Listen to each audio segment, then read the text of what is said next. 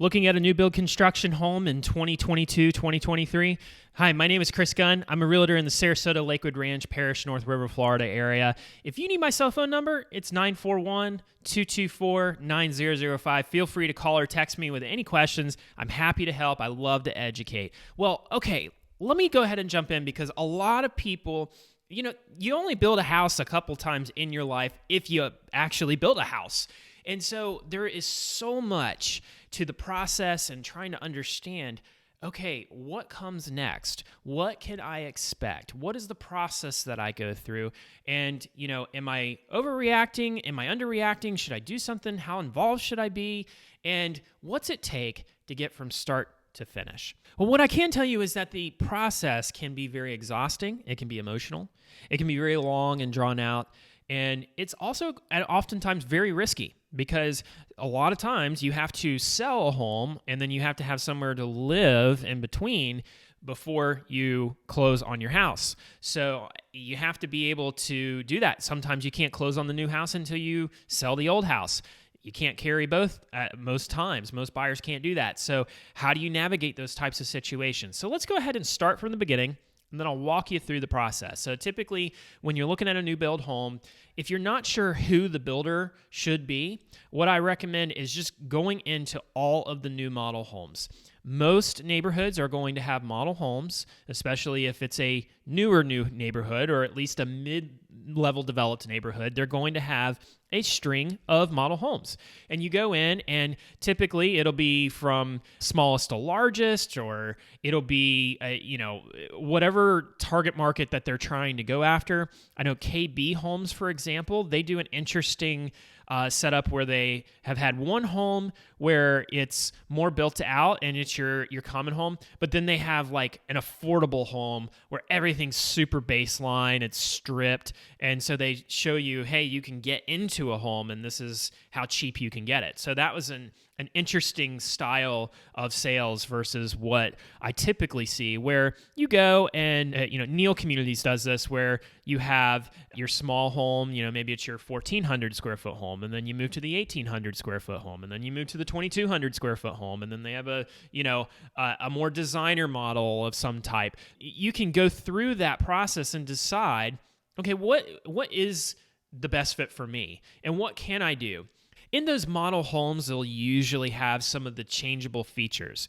One of the number one changeable features in a home is whether or not you turn it into, say, a fourth bedroom from a three bedroom, or do a three bedroom with a bonus. And you do either some French doors, which can be, an extra cost, an added cost, or if it's just an open wall. So all these things can vary.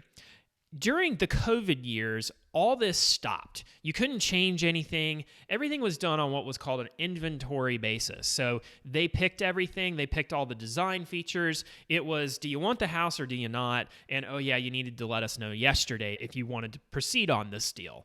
So now all that has changed. Things have gone back to where they can generally be edited. Every builder is different when they release a home. So for example, some more custom builders and builders who let you have a little bit more say on the actual construction style of the home, they will let you pick structural elements of the home. So like I said, this could be moving a wall, changing a bedroom, or, moving something in the kitchen and making a double island, something of that capacity. You can do things with, say, the electrical outlets and making sure that you have enough pre-outs to do what you need to do. So depending on the builder, they will let you do that. But what I recommend as your first step is to go to all of the different builders' model homes, because what I find is that every single builder's home has a certain feel. It literally feels different. You can feel the difference in the materials used. You can touch the cabinets and you can, feel the floors. You can hear the level of insulation in the property based on what kind of windows they have, or, how close it is to the nearest highway or commercial real estate. So there are so many different things and compatibility issues that come with just getting out there experientially. So once you can narrow it down to, hey, these were the builders that we liked, then you can narrow it down to, hey, these are the models of the home style that we like. Because what you may find is, hey, although we like this builder, we just simply don't like the layout of the house. So we're going to go with this builder because the layout's better. So you'll find that through that experience, and typically it can only take maybe 1 to 2 days to hit generally all the builders in at least the area that I'm in, which is the Manatee County area. So looking at that, once you're able to sit down with the sales associate in their office, they can go through with you of all your different options, whether they are pre-picked or whether they are changeable.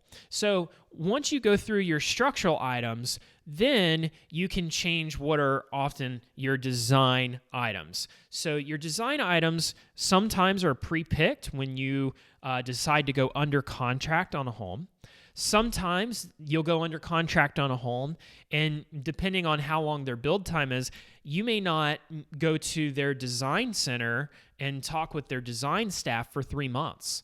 It just depends on that builder, but typically what you find is that you'll do it within 2 to 3 months, and you'll go through and they will give you different level options of packages. So let's just talk appliances for a minute. They'll give you your base level appliances, and then they'll have upcharge options, right? So depending on who you're talking to in the design center, they might come across a little salesy. They may not. I'm sure they make great commissions on being able to upcharge you from a level 1 appliance package to a level 3 appliance package, from a level 1 cabinet to a level 6 cabinet, a level 5 granite countertop to a level 9 granite countertop.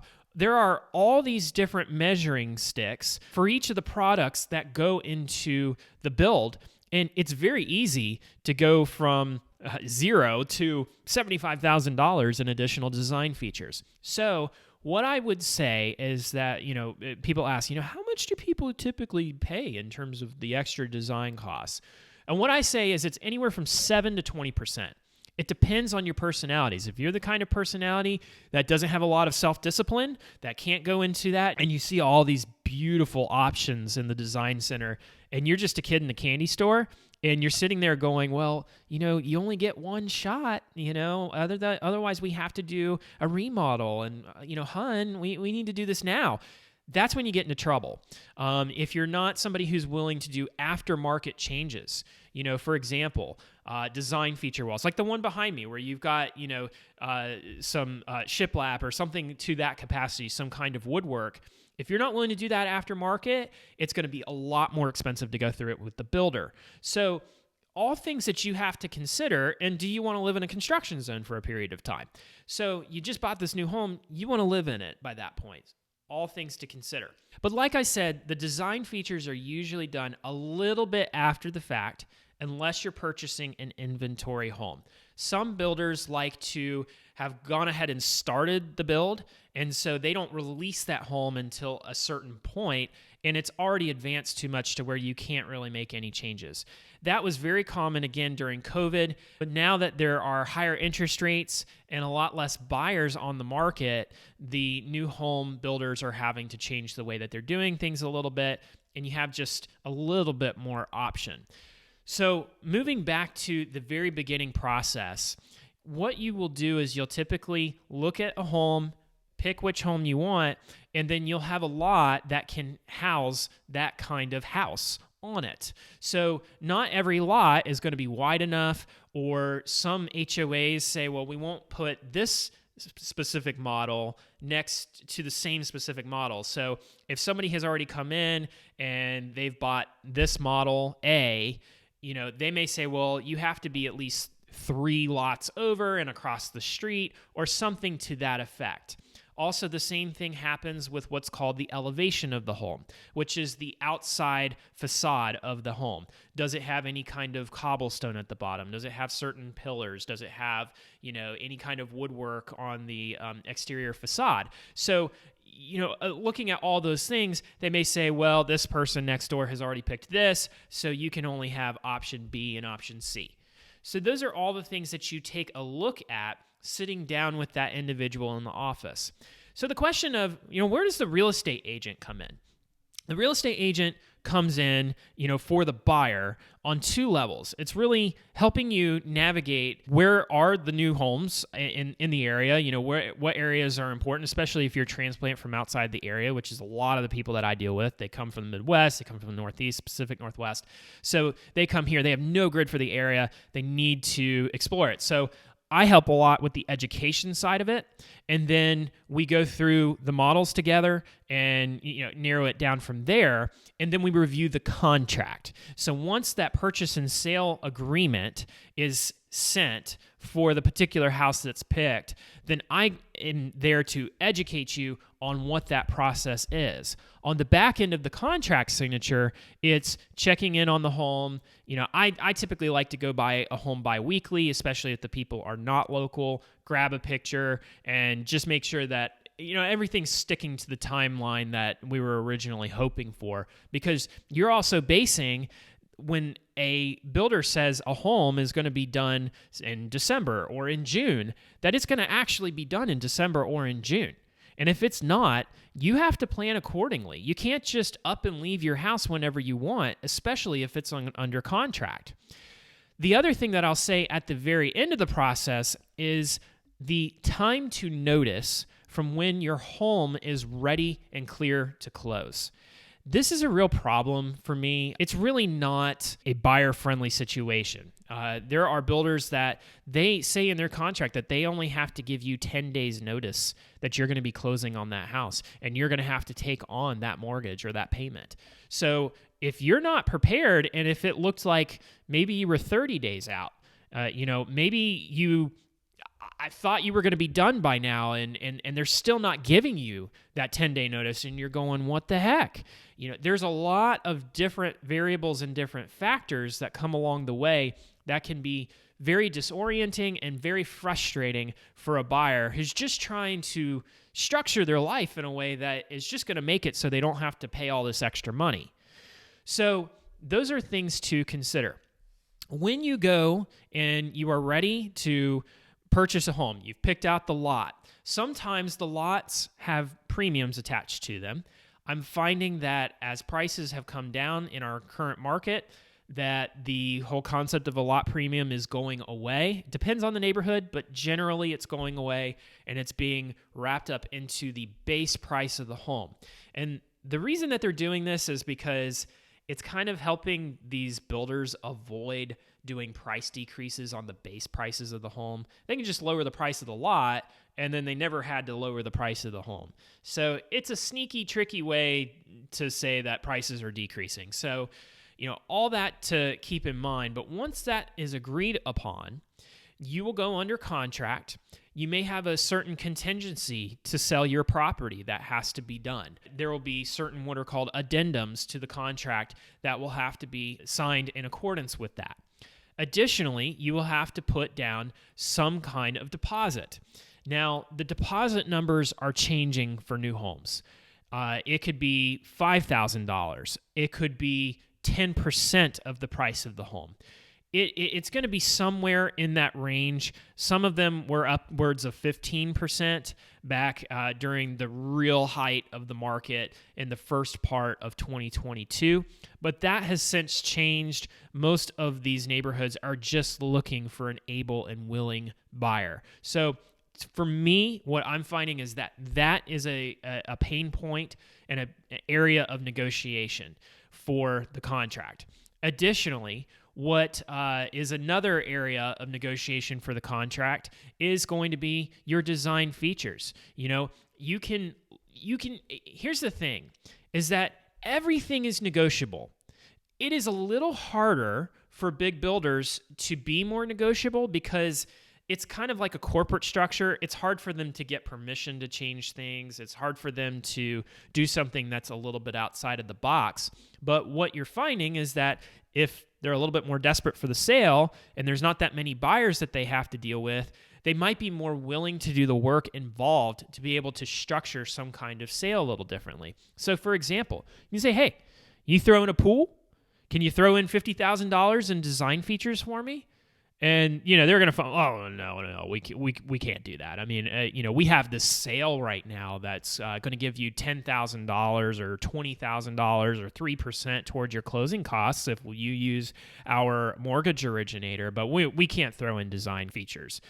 Well, let me tell you something. 3 years ago, they were throwing in design features. 3 years ago, they were throwing in pools. And now they're throwing in pools again, and you're starting to see these things come out. It's really finding that point of how much can I really negotiate off of the price of this home? And what I will say is the more pain there is, the more opportunity for gain for you. So it's all things that you have to consider when going into the negotiation and also picking out the builder that you want to choose. I also just very abruptly shared another negotiation point, which isn't necessarily negotiable, but there is a little bit of room there. And it is that a lot of these new builders, they have mortgage companies. So you're not always going to go with a local originator who has a private business. You're not going to go with a larger company like Rocket Mortgage. You can, Taylor Morrison, they have their own mortgage company. So you can get the loan through them. And if you use them, they will contribute towards your closing costs. Or if it even goes over that, they will reduce the price of the home and give you that cash back to use at closing. So they've had some really, really good deals.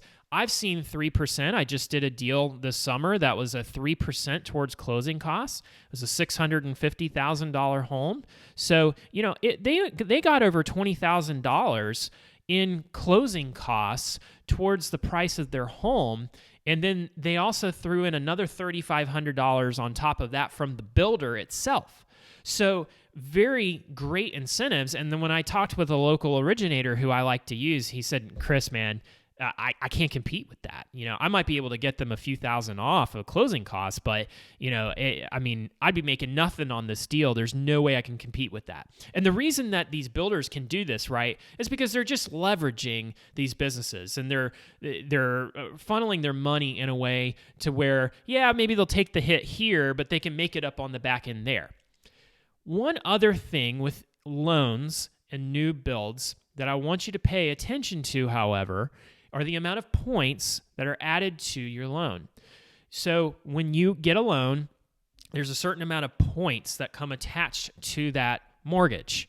And 1 point is equivalent to $1,000 for every $100,000 that you finance. So if you have to finance $400,000, that's going to be an extra $4,000 on that mortgage that you will also have to finance for however long that you do. If it's 30 years, it's 360 months. So you have to pay the interest, and if you're paying 6, 7, maybe higher percent interest in the coming months, that's a lot of extra money. So you might be getting $10,000 towards your closing costs, but if you're going to pay that over 30 years, then what difference does it make? I'd rather go with the local originator and try and get a more competitive rate. These are all things that you have to consider. And when you are shopping for a loan, I highly recommend going to 2 or 3 different places. And more importantly, work with an organization that you connect with that person. We do that a lot with real estate agents. Like, do I connect with this person? Is this somebody who I could see myself being friends with? Can I trust this person? The same thing with your loan originator. You want to work with somebody that you can get to know, that you can trust, that you can have a frank conversation with. So don't just run to the bank because you have had a banking relationship with them. Because what you find is that these are a lot of salary-based individuals that it doesn't necessarily matter how many deals they close. They just have to hit a certain number per quarter of deals, where you want to get somebody who's more commission-based. Now, there is the trade-off, right, of, well, they might want to take more. But at the same rate, I can tell you the banks are not always as friendly in terms of their interest rate. So it really offsets. The commission individual wants to earn you through providing a great service. So that's where I would lean. And just like a car, you're going to shop around at different places and you're going to have comps. You can also take a comp And, say, take Taylor Morrison, for example, again, you can go to Taylor Morrison and you can sit there and go, well, you know what? I have this option over here. Why can't you just meet this? And that's another negotiation tool. That is something that I, as a real estate agent, can help you with. So again, it's about helping you and educating you, and then it's about getting you through that negotiation process, helping you understand the contract, helping you understand what all of your rights are within that contract, because it's really extensive. A lot of these contracts are over 100 pages long. So you have to really know, and every single one's different. Pulte has a different one from Taylor Morrison that has a different one from KB that has a different one from Lennar. So you have to really pay attention to these things. And here's the sneaky thing about it. These contracts are not fail-proof. I mean, I got a Lennar contract. There was so much contradictory information on it that we were going to have to do an addendum just to clarify some of the contradictory items on that contract that were of concern to my buyers for that property. Now, thankfully, they decided to just go a different way, simply on the premise that their contract was a mess. So, there's so much. Don't think that just because you're walking into a corporate environment that you're going to get a non-convoluted experience. You're dealing with human beings. Okay, so you have now gone under contract. So now what? Well, like I said, you might be 2 to 3 months before you have a design meeting, but let's just forget that for a moment. Let's say you have not broken ground on this house. It's just still raw land. Maybe there's not even a paved road yet to this lot, but you can at least go to the lot. You can see it. You can stand on it, have your moment, and go, this is going to be where we're going to live. I can't wait. It's a nice experience. It is all the fun part of doing the new build experience. So you've done that, and now you're under contract. So now what do? Well, really, you wait, because you're not building the house. The construction team is building the house.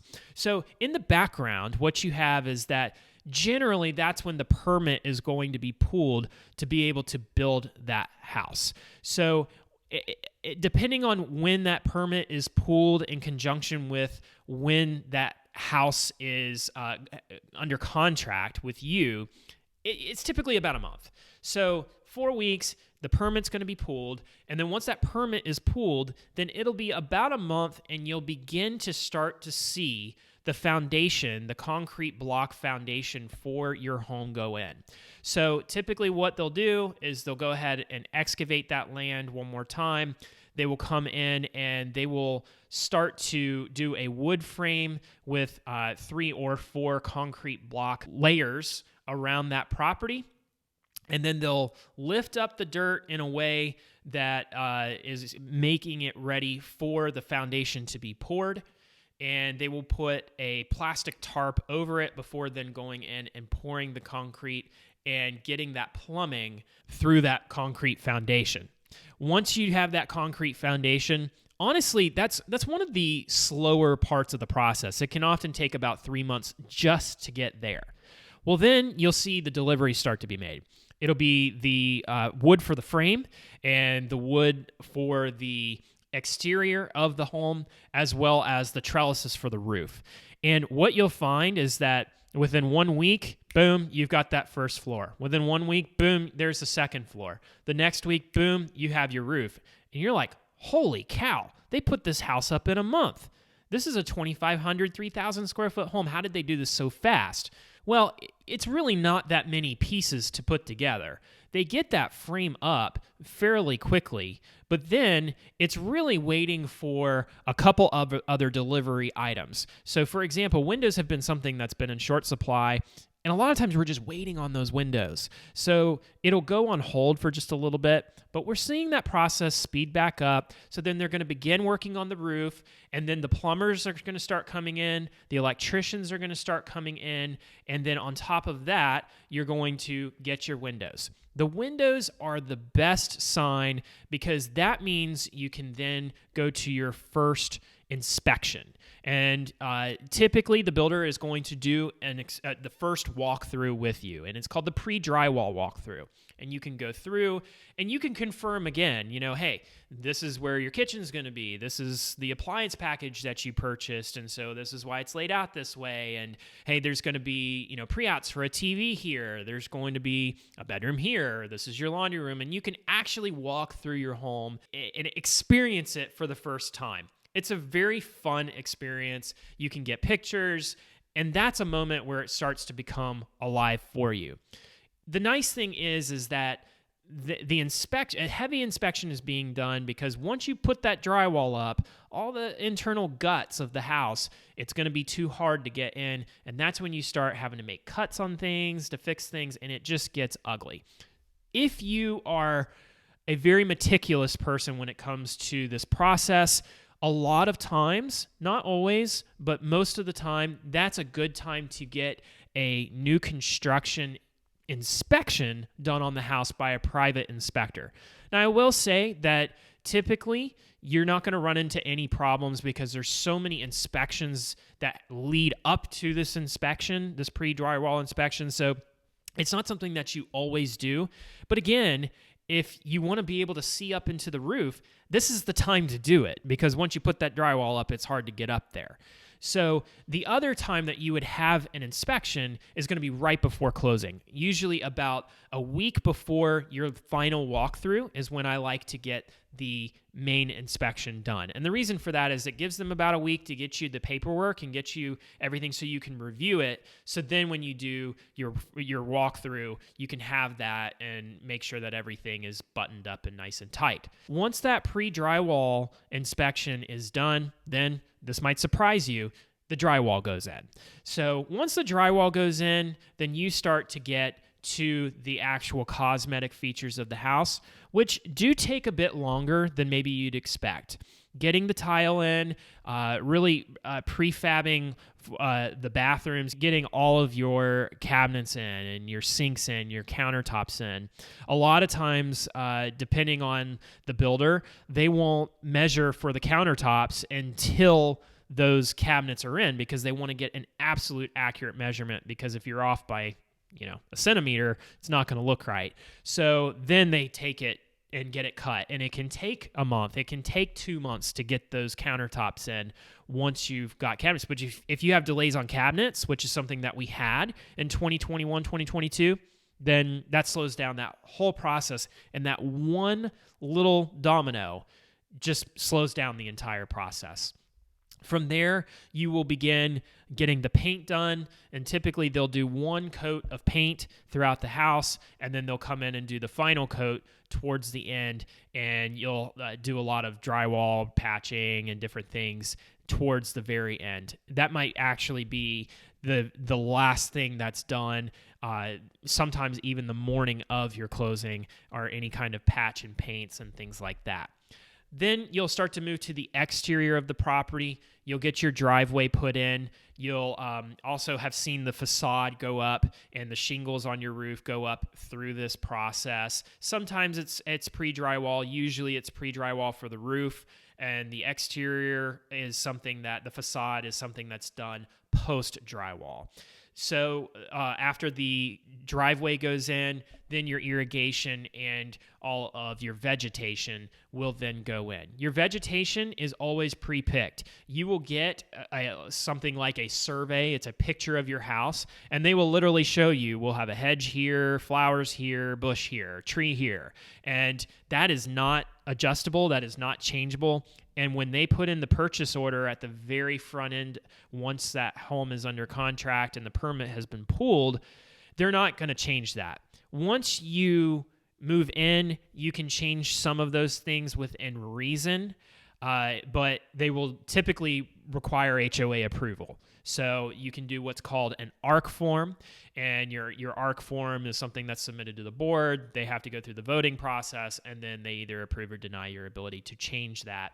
The same thing goes for installing a pool. A pool relatively always gets done outside of the build, because they don't want that pool, which is one of the final factors, holding up the closing of that property, because these builders are all about profits. They want to burn and turn these things. If a pool, which is something that they don't have to put in, is holding up the closing process, then their numbers look worse. So they'll typically say, we can get this all measured out. We can get the drawings and the architectural side done. And then you have it all ready to go with your ARC form. And then the day that you close, you go ahead and submit that ARC form. And then you can start that process as fast as possible. And then the pool company can come in and tear up all your new grass, and then they can install it and go through that whole process, which is a long process.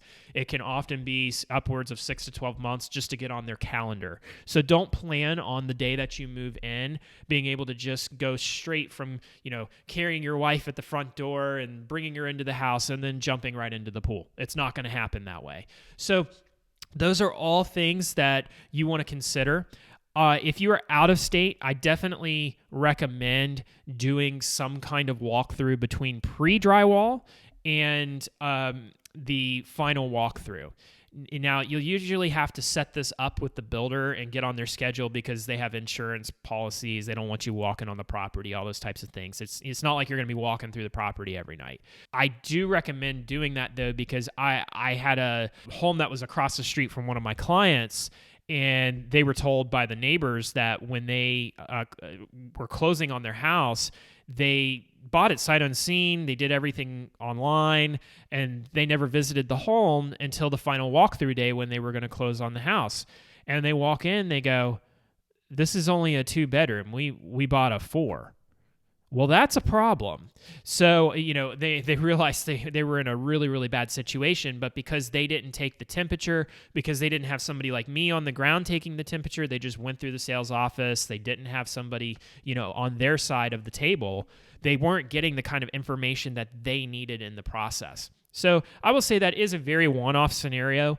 That office was not very easy to work with. So this was not a surprise to me that this even happened.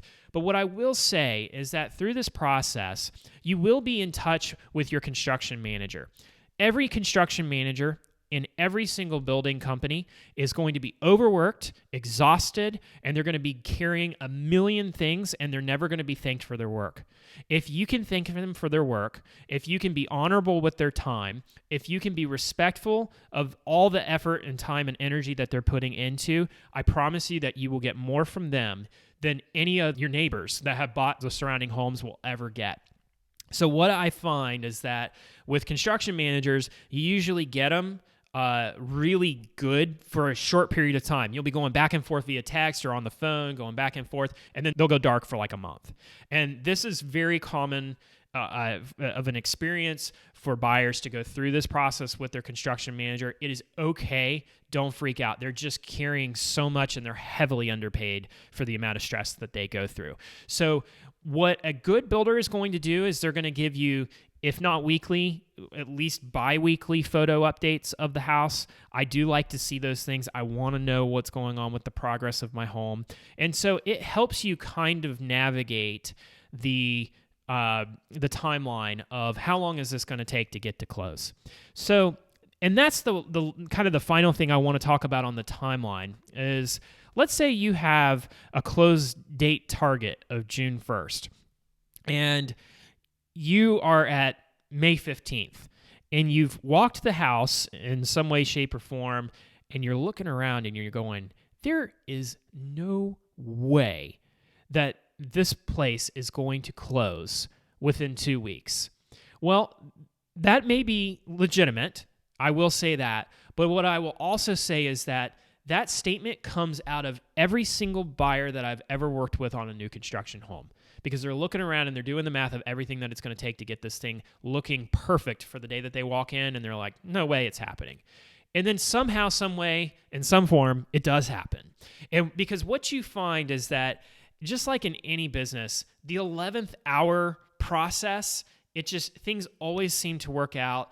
The construction team all of a sudden is just like boom, boom, boom, boom. They're on it. And the construction manager, once it gets to that like real crunch time and that pressure is on, then all of a sudden their focus is on that project, and they're going, okay, I need painters out here. I need, drywall guys out here. I need the countertops. Where are the countertops? And then they're pushing it, and the delivery guy, has to reschedule, and he gets it out, and all these things that a construction manager is responsible to orchestrate, they get done.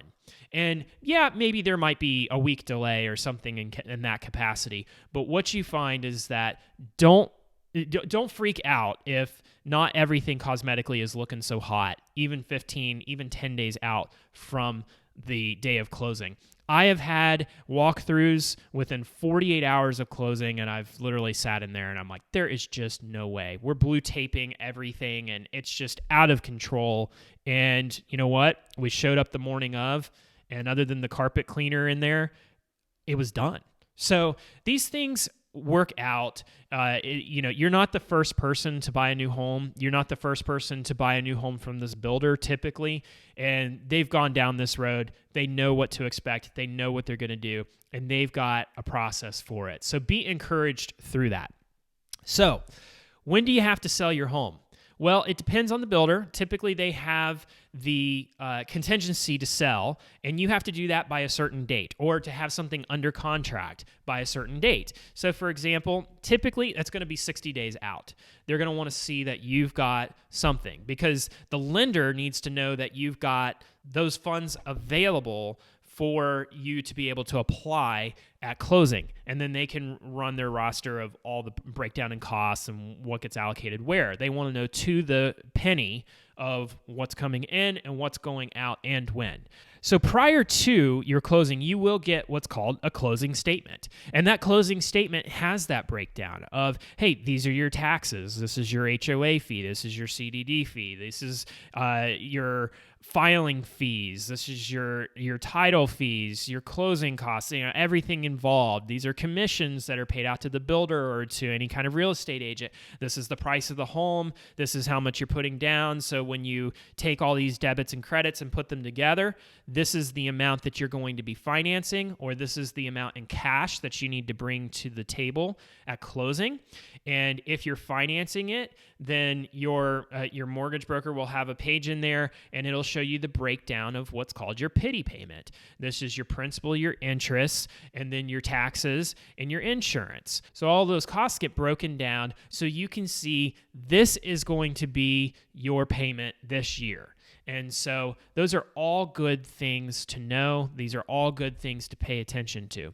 Also, within that 60-day process, you want to make sure that you have secured your insurance. So insurance is a very, very high cost in Florida at the moment. If you're coming from out of state, be prepared. You're coming into a real pit of chaos right now, because what's happened is that there's a loophole in the system that's allowing for pretty much anybody to be able to pay their deductible to get a new roof. And so they've been paying for all these new roofs.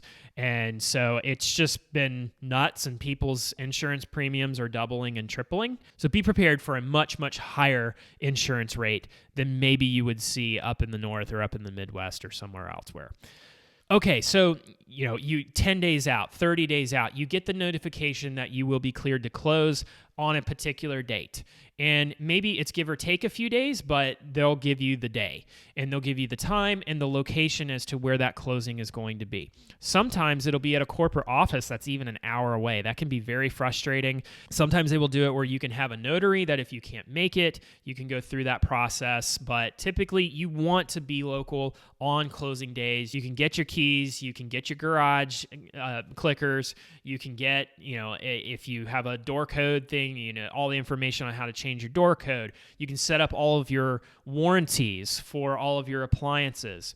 So, and that's kind of jumping forward, but once you go through a final walkthrough that's scheduled between you and your construction manager, you can, usually you'll do 2 walkthroughs, but generally 1 is good enough.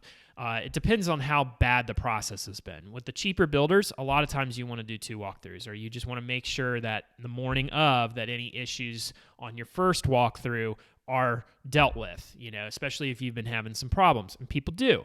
So you'll go through the entire house. You look at it from top to bottom. You go all the way around. And your construction team manager will go through that house and they'll show you what everything is. And, there's stuff popping out of the ground on the side of your house. And you go, what is that thing? Well, this is what this is for. Oh, I never knew that. It's kind of fun sometimes to learn about your house and everything that goes into that build.